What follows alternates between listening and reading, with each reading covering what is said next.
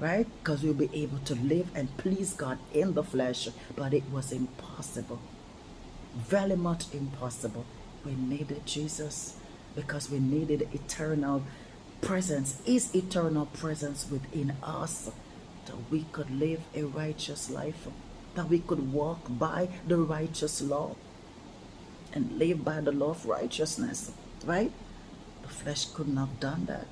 It would have failed every time it tried, as they always failed, as they always failed. So let's trust in God. Jesus never failed.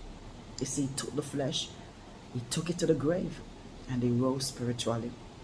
And He gave us a spiritual life to live, a spiritual life to enjoy, a righteous life to live every day.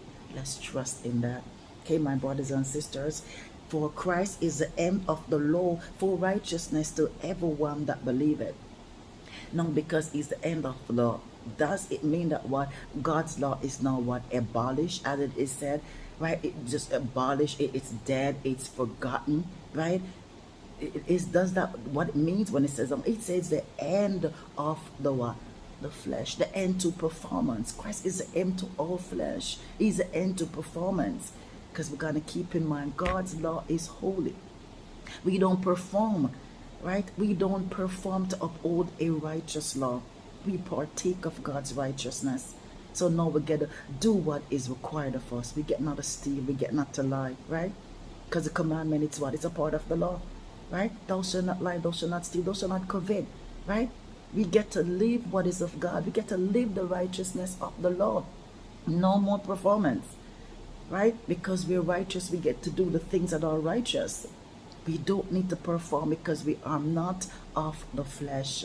So let's trust in God. Let's go up to Matthew 5 and 17. Let's go to Matthew 5, 17. Matthew 5 and 17, and it does read, think not that I am come to destroy the law or the prophets. I am not come to destroy, but to fulfill. So Jesus came to fulfill the law. Now that the law is fulfilled in Him, and we are in Him, we get to what? Live the righteous law. Not by performance. By faith, we get to do what is required of us daily. We got to walk righteous. We got to do what is right, right? We got to cleave to the things that are of God. We don't need to perform. It's our nature.